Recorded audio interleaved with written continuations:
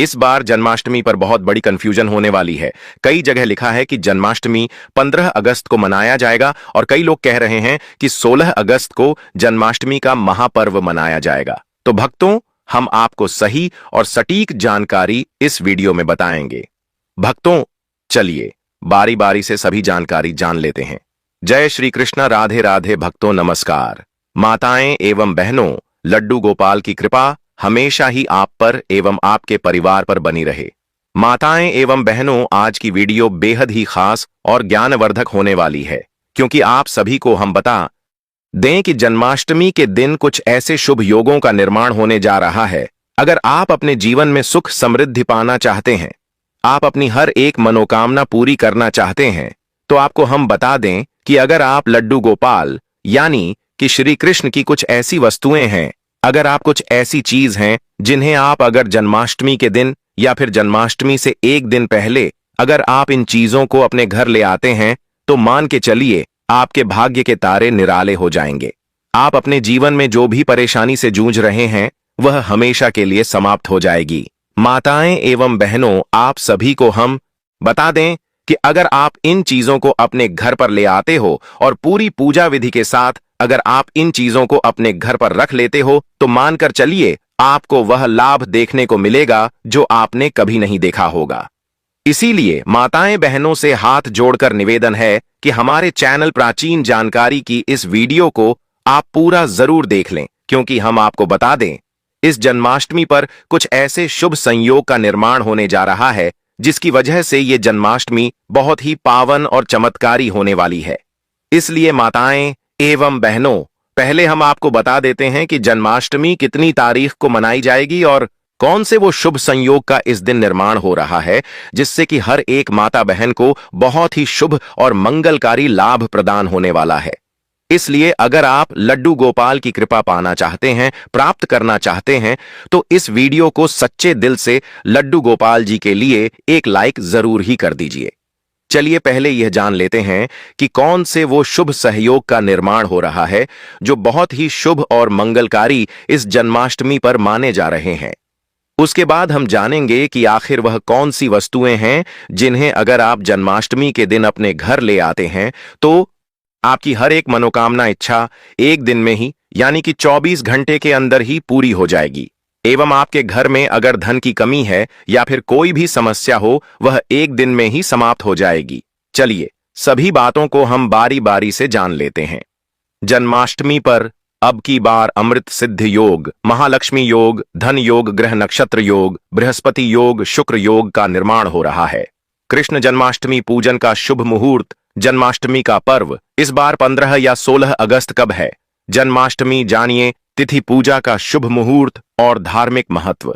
वैदिक पंचांग के अनुसार हर साल भाद्रपद माह के कृष्ण पक्ष की अष्टमी तिथि पर जगत के पालनहार भगवान श्री कृष्ण का अवतरण दिवस मनाया जाता है। हिंदू धर्म में कृष्ण जन्माष्टमी का विशेष महत्व है। पंचांग मुताबिक हर साल श्री कृष्ण जन्माष्टमी भादो मास के कृष्ण पक्ष की अष्टमी तिथि को मनाए जाने का विधान है। इस दिन भगवान श्री कृष्ण जन्मोत्सव होता है। आपको बता दें कि भगवान श्री कृष्ण के जन्म के समय अष्टमी तिथि रोहिणी नक्षत्र, लग्न वृषभ राशि और बुधवार का दिन था। वहीं भगवान का जन्म मध्य रात्रि को हुआ था। इस दिन श्री कृष्ण के बाल स्वरूप लड्डू गोपाल के रूप में उनकी मूर्ति का पूजन करना शुभ होता है। इस साल जन्माष्टमी का पर्व 15 अगस्त को मनाया जाएगा। साथ ही इस दिन सर्वार्थ सिद्धि और अमृत सिद्ध योग बन रहा है, जिससे इस दिन का महत्व और भी बढ़ गया है। आइए जानते हैं तिथि और शुभ मुहूर्त। कृष्ण जन्माष्टमी तिथि 2025 पंचांग के मुताबिक 15 अगस्त को देर रात 11:48 पर भाद्रपद माह के कृष्ण पक्ष की अष्टमी तिथि आरंभ होगी। वहीं 16 अगस्त को रात पर 9:35 पर अष्टमी तिथि का अंत होगा। भगवान कृष्ण का जन्म मध्य रात्रि में हुआ है, इसके लिए भगवान कृष्ण का जन्मोत्सव मध्य रात्रि में मनाया जाता है। कृष्ण जन्माष्टमी शुभ मुहूर्त 2025 जन्माष्टमी पर शुभ मुहूर्त 15 अगस्त को रात्रि 12:05 से लेकर 12:15 तक रहेगा। आपको बता दें कि जन्माष्टमी की रात्रि में भगवान श्री कृष्ण की विधि विधान पूर्वक पूजा अर्चना की जाती है। जयंती योग का शुभ संयोग इस दिन चंद्रमा वृषभ राशि में होंगे, जैसा कि भगवान कृष्ण के जन्म के समय संयोग बना है। दरअसल उस दिन भी चंद्रमा वृषभ राशि में ही थे। जिस रात में अष्टमी तिथि मध्यकाल में होती है, उसी दिन जन्माष्टमी का पर्व मनाया जाता है। इस दिन रोहिणी नक्षत्र और चंद्रमा का वृषभ राशि में होना बेहद ही शुभ फलदाय रहेगा। माताएं एवं बहनों, आप सभी को हम बता दें कि आपको कुछ ऐसी गलतियां हैं जो कि आपको जन्माष्टमी के दिन भूल कर भी नहीं करनी चाहिए। यह जानना आपके लिए बेहद ही जरूरी और खास है, क्योंकि अगर आप जन्माष्टमी का व्रत रखती हैं तो आपको ऐसी गलतियां भूल कर भी नहीं करनी चाहिए। इसके बाद हम जानेंगे कि आपको जन्माष्टमी के दिन कौन सी वह चीज है जो अपने घर पर जरूर ही ले आनी है। पर इससे पहले हम आपको यह भी बता देते हैं कि ऐसी कौन सी वो गलतियां हैं जो जन्माष्टमी के दिन किसी भी माता बहन को भूल कर भी नहीं करना चाहिए, नहीं तो घोर पाप लगता है और इसे आपके परिवार को बहुत ही ज्यादा कष्टकारी दुख का सामना करना पड़ सकता। इसीलिए आप वीडियो को पूरा ही देखें। चलिए जान लेते हैं वह कौन से काम है जो हमें भूल कर भी नहीं करने चाहिए। कृष्ण जन्माष्टमी का दिन बहुत शुभ होता है और मान्यता है कि इस दिन भक्तों की सारी मनोकामनाएं पूरी होती हैं। हालांकि इस दिन कुछ खास बातों का भी ध्यान रखना जरूरी होता है। आइए जानते हैं कि कृष्ण पूजा के दौरान कौन से काम शुभ नहीं माने जाते हैं। जन्माष्टमी के दिन भूल कर भी तुलसी के पत्ते नहीं तोड़ने चाहिए। भगवान विष्णु को श्री कृष्ण का अवतार माना जाता है। मान्यता के अनुसार तुलसी भगवान विष्णु को अत्यंत प्रिय है, इसलिए इस दिन तुलसी के पत्ते तोड़ना शुभ नहीं माना जाता है। माता एवं बहनों, आप सभी ऐसी गलती भूल कर भी न करें, क्योंकि इससे घोर पाप लगने की आशंका बनी रहती है। इसलिए आप सभी को इस गलती को भूल कर भी नहीं करना चाहिए, नहीं तो आपके घर में नकारात्मक शक्तियों का वास हो जाता है। चलिए अगली गलती जान लेते हैं जो आपको भूल कर भी नहीं करनी चाहिए। जो लोग जन्माष्टमी का व्रत नहीं रखते हैं, उन्हें भी इस दिन चावल नहीं खाना चाहिए। एकादशी और जन्माष्टमी के दिन चावल और जौ से बने भोजन पदार्थ खाना वर्जित माना जाता है। माता एवं बहनों, आपको हम बता दें, इस दिन चावल होते हैं, उन्हें आप भूल कर भी ना खाएं, यह अच्छा नहीं माना जाता। और लड्डू गोपाल को ऐसी चीज कभी भी अच्छी नहीं लगती है, जो कि आप अगर जन्माष्टमी के दिन ऐसी चीज खाते हैं तो यह बिल्कुल भी शुभ नहीं माना जाता, बल्कि अशुभ ही माना जाता है। इसलिए आप इन चीजों का सेवन भी भूल कर भी ना करें। इस दिन लहसुन, प्याज या कोई भी अन्य तामसिक भोजन नहीं करना चाहिए। इस दिन घर में मांस और शराब नहीं लाना चाहिए।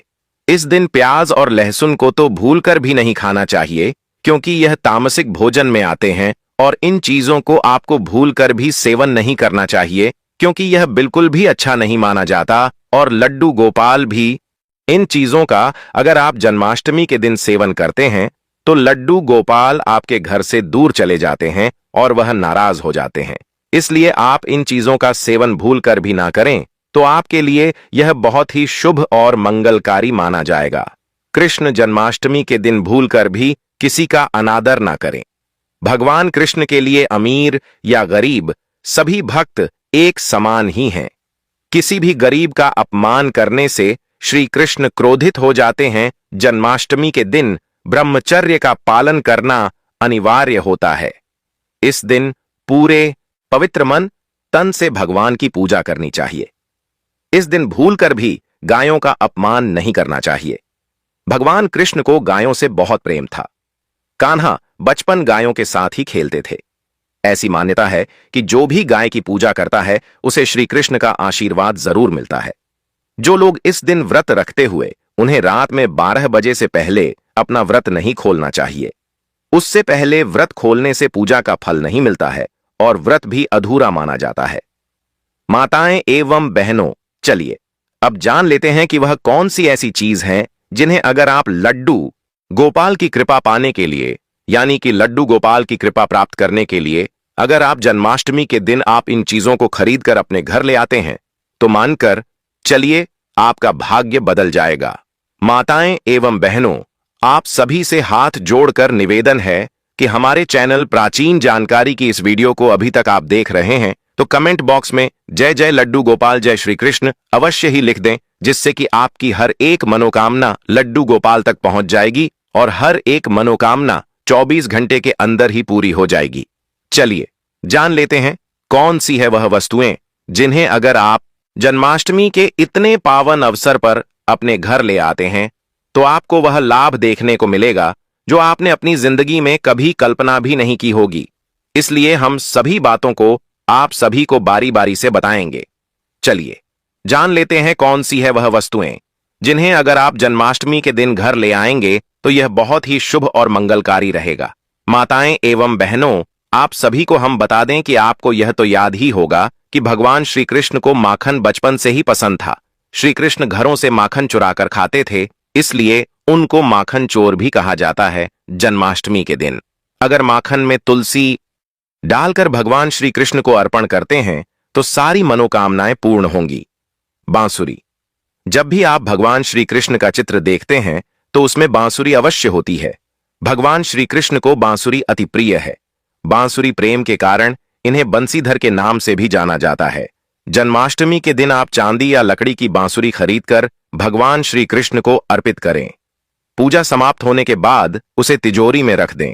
इससे घर की आर्थिक समस्या दूर होती है। गाय बछड़े की मूर्ति ज्योतिष शास्त्र के अनुसार गाय में कई देवी देवताओं का वास होता है। अगर आप घर की बनी पहली रोटी गाय को खिलाते हैं तो सारे ग्रह दोष समाप्त हो जाते हैं। भगवान श्री कृष्ण को गाय से बेहद लगाव था। गाय के दूध से बना घी मक्खन वह खाते थे, इसलिए जन्माष्टमी के दिन गाय बछड़े की मूर्ति को आप घर के मंदिर या मकान के ईस्ट कोण में रखते हैं तो सुख समृद्धि की प्राप्ति होगी। झूला, श्री कृष्ण के लड्डू गोपाल स्वरूप को हमेशा झूले में स्थापित किया जाता है, इसलिए लड्डू गोपाल को झूला अत्यंत पसंद है। जन्माष्टमी के दिन झूला खरीदकर लड्डू गोपाल को उसमें स्थापित करें। घर में सुख शांति बनी रहेगी। पीले फूल भगवान कृष्ण को बहुत प्रिय होते हैं, इसलिए घर में पीले फूल लाना चाहिए। पीले फूल सुख और समृद्धि का प्रतीक होते हैं। पीले फूलों को भगवान कृष्ण की पूजा में चढ़ाने से घर में सुख और समृद्धि आती है। पीले फूलों को घर में सजाने से घर की सुंदरता बढ़ती है। भगवान कृष्ण को दही और मक्खन बहुत पसंद था, इसलिए घर में दही और मक्खन लाना चाहिए। दही और मक्खन स्वास्थ्य और सुख का प्रतीक होते हैं। दही और मक्खन को भगवान कृष्ण की पूजा में चढ़ाने से घर में स्वास्थ्य और सुख आता है। दही और मक्खन को घर में खाने से स्वास्थ्य अच्छा रहता है। भगवान कृष्ण के मोरपंख बहुत प्रसिद्ध हैं, इसलिए घर में मोरपंख लाना चाहिए। मोरपंख सौंदर्य और सुख का प्रतीक होता है। मोरपंख को भगवान कृष्ण की पूजा में चढ़ाने से घर में सौंदर्य और सुख आता है। मोरपंख को घर में सजाने से घर की सुंदरता बढ़ती है। बांसुरी संगीत और सुख का प्रतीक होती है। बांसुरी को भगवान कृष्ण की पूजा में चढ़ाने से घर में संगीत और सुख आता है। बांसुरी को घर में बजाने से घर में संगीत का माहौल बनता है।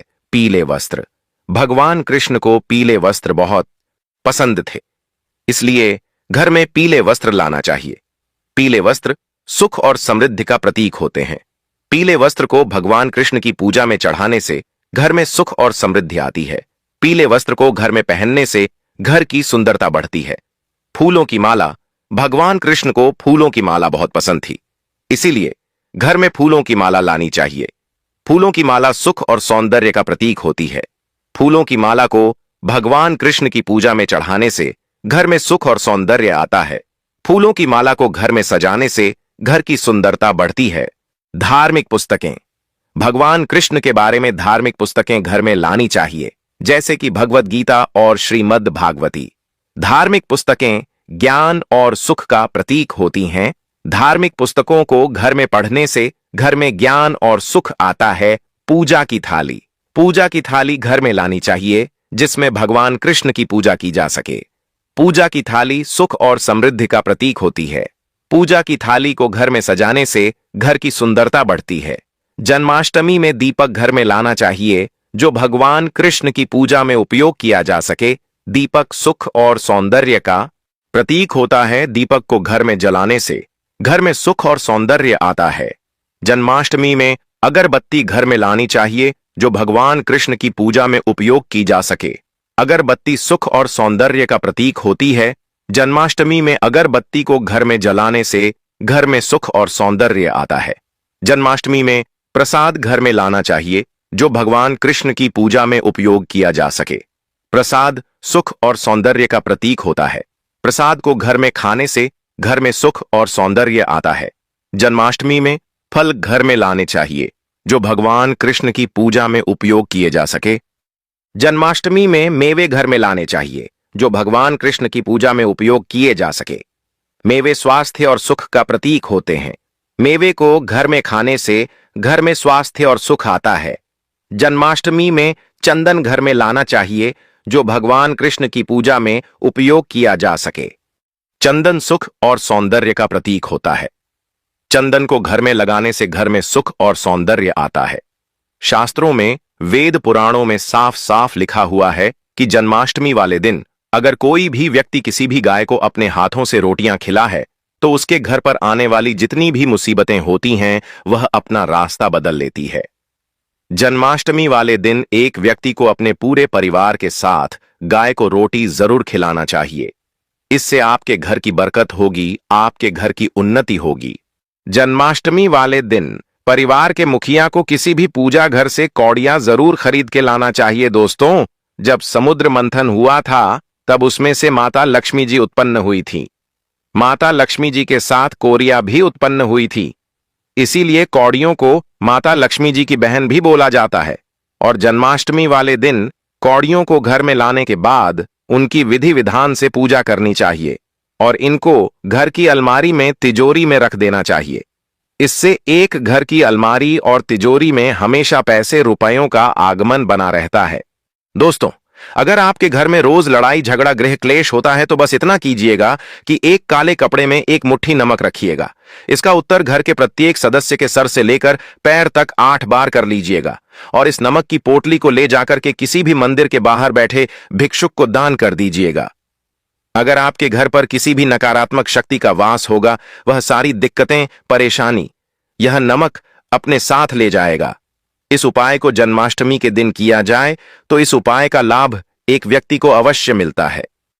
दोस्तों, शास्त्रों में वेद पुराण में लिखा हुआ है कि अगर जन्माष्टमी वाले दिन घर के मुखिया नारियल खरीद के लाते हैं और इसको घर की मंदिर में रखकर भगवत गीता का पाठ करते हैं तो इससे उसे व्यक्ति के घर पर सदैव भगवान श्री कृष्ण जी का आशीर्वाद बना रहता है।